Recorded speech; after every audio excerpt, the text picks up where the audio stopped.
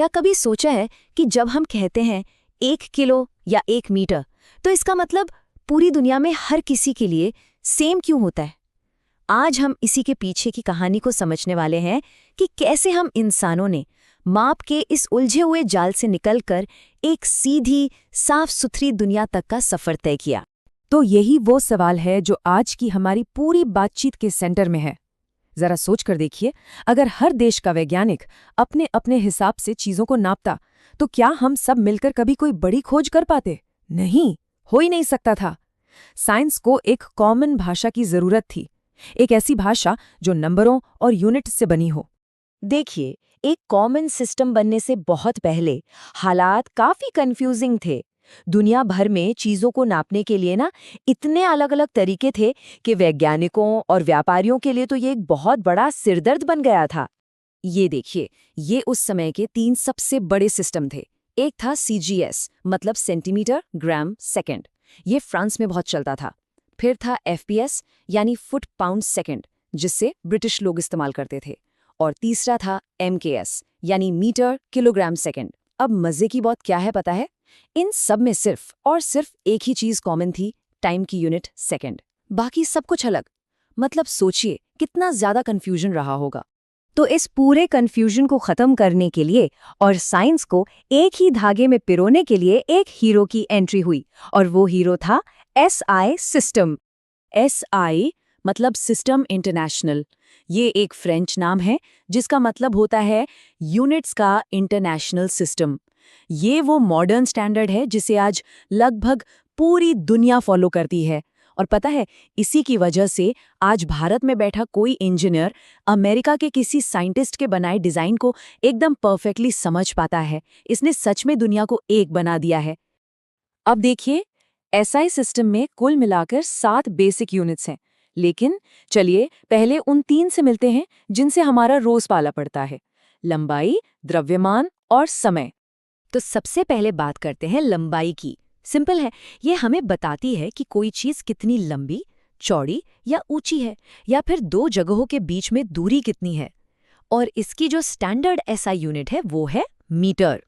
लेकिन हम हर चीज के लिए मीटर तो इस्तेमाल नहीं करते, सही कहा ना?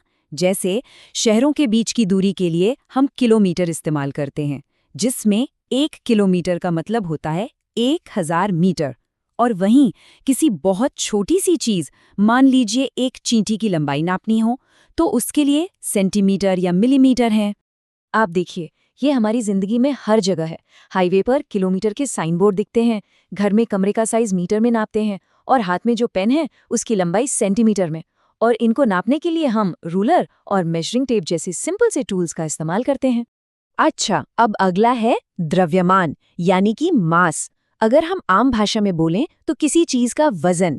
ये असल में हमें बताता है कि किसी भी ऑब्जेक्ट के अंदर कितना मैटर यानी पदार्थ भरा हुआ है। और इसकी स्टैंडर्ड SI यूनिट है किलोग्राम। और यहाँ भी जरूरत के हिसाब से अलग अलग यूनिट्स हैं।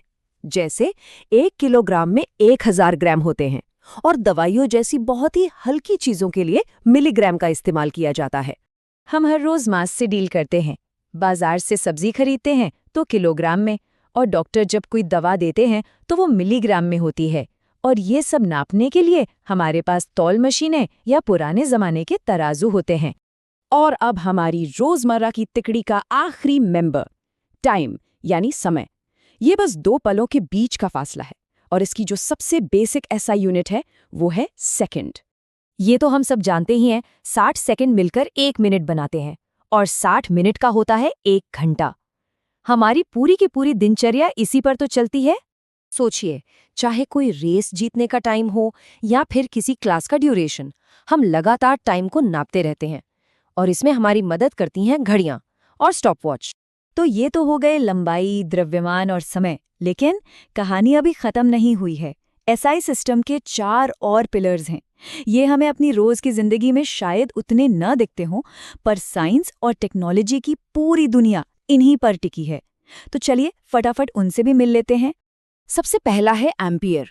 ये बिजली के बहाव यानी इलेक्ट्रिक करंट को नापता है। हमारे फोन चार्जर से लेकर घर की वायरिंग तक हर जगह एम्पियर का ही खेल है। यह हमारी मॉडर्न दुनिया की लाइफलाइन है सच में। अगला है केल्विन। ये टेम्परेचर की एसआई यूनिट है। अब हम अपनी डेली लाइफ में तो सेल्सियस इस्तेमाल करते हैं, है ना? लेकिन साइंटिस्ट जब स्पेस में या अपनी लैब में काम करते हैं तो उनके लिए केल्विन ही सब कुछ है। ये टेम्परेचर का सबसे फंडामेंटल पैमाना माना जाता है। फिर आता है मोल। मोल ये केमिस्ट्स का एक तरह का जादुई नंबर है। ये हमें सीधे सीधे बताता है कि किसी भी चीज में कितने एटम्स या मॉलिक्यूल्स हैं। और एक मोल का मतलब बहुत बड़ा नंबर होता है, अरबों खरबों पार्टिकल्स।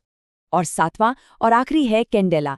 ये रोशनी की चमक यानी ल्यूमिनस इंटेंसिटी को नापता है। एक मोमबत्ती की रोशनी से लेकर एक बहुत पावरफुल स्टेडियम लाइट तक कैंडेला हमें बताता है कि कोई भी लाइट सोर्स कितना ब्राइट है। तो ये हैं वो 7 कमाल की यूनिट्स जो मिलकर एसआई सिस्टम को पूरा करती हैं। और इन्हीं सब ने मिलकर साइंस की एक ऐसी यूनिवर्सल लैंग्वेज बनाई है जिसे आज पूरी दुनिया समझती है और इस्तेमाल करती है। और यहाँ इस स्लाइड में आप इन सातों को एक साथ देख सकते हैं। Metre, kilogram, second, ampere, kelvin, mole और कैंडेला। ये सिर्फ 7 यूनिट्स नहीं हैं, ये वो 7 मजबूत पिलर्स हैं जिन पर हमारी आज की पूरी मॉडर्न दुनिया की इमारत खड़ी है। तो अगली बार जब कोई अपनी घड़ी देखे या बाजार से कुछ खरीदे तो एक पल के लिए जरूर सोचिएगा, इन बहुत ही सिंपल सी लगने वाली यूनिट्स के पीछे एक ग्लोबल अंडरस्टैंडिंग की कितनी बड़ी ताकत छिपी है। जरा सोचिए, क्या इस एक ग्लोबल भाषा के बिना हम कभी इंटरनेट बना पाते, या चांद पर इंसान भेज पाते, या एक देश से दूसरे देश तक इतना बड़ा व्यापार कर पाते? शायद कभी नहीं।